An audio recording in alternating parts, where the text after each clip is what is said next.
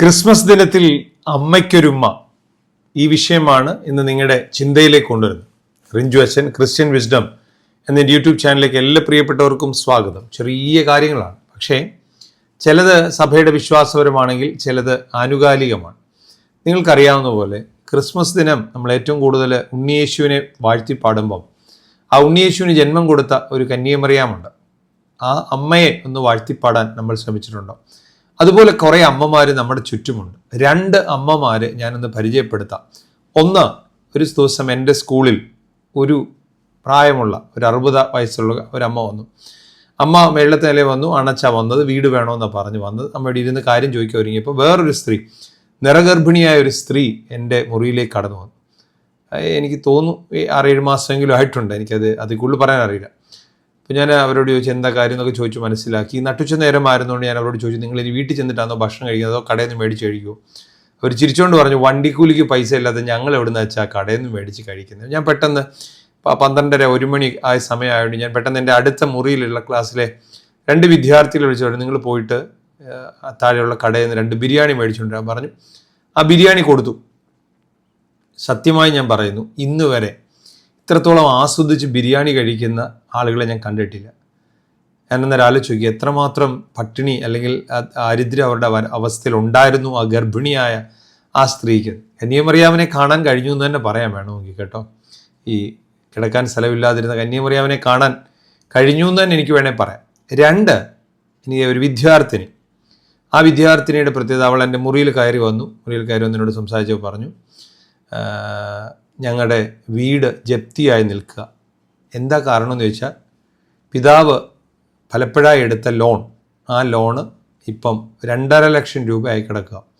ഈ 2.5 ലക്ഷം രൂപ കൊടുത്തില്ലെങ്കിൽ ഈ വീട് ജപ്തിയായി പോകും. ഈ പിതാവ് ലോൺ എടുത്തിട്ട് പിതാവ് നല്ല സുന്ദരമായിട്ട് അങ്ങ് ആത്മഹത്യ ചെയ്തു കേട്ടോ. ഇപ്പോൾ ഈ 2 കുഞ്ഞുങ്ങളും അമ്മ ഒരു കടയിൽ പോയി സാധനം എടുത്ത് കൊടുക്കുന്നൊരമ്മയാണ്. ഇത്ര രൂപ കിട്ടും നമുക്കറിയാം, എങ്ങനെ അടച്ചു തീർക്കുമെന്നറിയാം. ഈ 2 അമ്മമാരും എൻ്റെ കൂടെ നിൽക്കുക. ഈ അമ്മമാർക്ക് ഒരു ഉമ്മ കൊടുക്കാൻ നമുക്ക് കഴിയുമോ എന്നുള്ളതാണ് എൻ്റെ ചോദ്യം, എൻ്റെ ചിന്ത. കഴിഞ്ഞ വർഷം നിങ്ങൾക്കറിയാം, ക്രിസ്മസ് വിത്ത് ക്യാൻസർ പേഷ്യൻ്റ് എന്ന് പറയുന്ന പ്രോഗ്രാം നമ്മൾ നടത്തി. 18.5 ലക്ഷം രൂപ പല ആളുകൾ ഇപ്പോഴും എൻ്റെ പ്രെയർ റൂമിൽ ആ ക്യാൻസർ പേഷ്യൻസിന് മുഴുവൻ പേരടങ്ങിയ ലിസ്റ്റ് ഇരിപ്പുണ്ട്. എപ്പോൾ നിങ്ങളൊന്ന് നോക്കിയാലേ, പക്ഷെ അതിൽ പലരും മരിച്ചു പോവുകയും ചെയ്തു. കാരണം ക്യാൻസർ വന്ന് മരിച്ചുപോയി. 18.5 ലക്ഷം രൂപ 300 പേരുടെ അക്കൗണ്ടിലേക്ക് നിങ്ങൾ എന്നെ കാണുന്ന സ്നേഹിക്കുന്ന ആളുകൾ അയച്ചു കൊടുത്തു. ഈ 300 പേർക്ക് നമ്മൾ കേക്കും കൊടുത്തു. അത് വേറൊരാളുടെ അക്കൗണ്ടിലേക്കാണ് വന്നത്. ആ കേക്ക് തരുന്ന ആളുടെ അക്കൗണ്ടിലേക്കാണ് വന്നത്.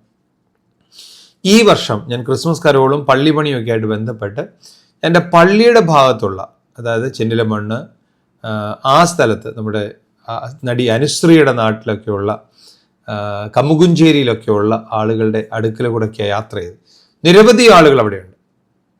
ഞാൻ ഇപ്രാവശ്യം അമ്മയ്ക്കൊരുമ്മ എന്ന് പറയുന്ന പ്രോജക്റ്റ് ചെയ്യുന്നത് ഇങ്ങനെയാണ്, 2 രീതിയിലാണ്. ഒന്ന്, ഡിസംബർ 21-ാം തീയതി ആ ദേശത്തുള്ള ചെന്നിലമണ്ണ്, കമുകുഞ്ചേരി, പത്തനാപുരം ഈ സ്ഥലത്തുള്ള വിധവമാരായിട്ടുള്ള, ഡിവോഴ്സ് ആയിട്ടുള്ള ഈ അമ്മമാരുണ്ടെങ്കിൽ, ഡിവോഴ്സ് ആയിട്ടുള്ള അമ്മമാരുണ്ടെങ്കിൽ അവർക്ക് ക്രിസ്മസിൻ്റെ ഒരു കിറ്റ്, ഒരു 2000 രൂപയുടെ ഒരു കിറ്റ് കൊടുക്കണമെന്ന് ആഗ്രഹിക്കുക. അതുപോലെ തന്നെ അതിനുശേഷം മിച്ചം വരുന്ന പൈസ ഉണ്ടെങ്കിൽ, അത് 2.5 ലക്ഷം രൂപ മിച്ചം വരണമെന്നാണ് എൻ്റെ ആഗ്രഹം. ഈ 2.5 ലക്ഷം രൂപ മിച്ചം വരികയാണെങ്കിൽ ആ പൈസ കൊടുത്ത് ഈ കുഞ്ഞുങ്ങളുടെ വീടെടുത്ത് അവർക്ക് കൊടുക്കണം. എൻ്റെ വിദ്യാർത്ഥിനി ആയതുകൊണ്ട് തന്നെ അവൾക്ക് വളരെ മിടുക്കിയാണ്. അവളുടെ ആഗ്രഹം നല്ലൊരു ആഗ്രഹമാണ്. അവൾ കഴിവുള്ള കുട്ടിയുമാണ്. അപ്പോൾ അവരെ ഒന്ന് സപ്പോർട്ട് ചെയ്യാൻ കഴിയുന്നെങ്കിൽ ഇത് 2ഉം ചെയ്യണമെന്നാണ് ആഗ്രഹം. നിങ്ങൾക്ക് അറിയാമല്ലോ, 2000 രൂപയുടെ കിറ്റ് ഒരു 200 പേർ കൊടുക്കണമെങ്കിൽ 4 ലക്ഷം രൂപ എനിക്ക് വരണം.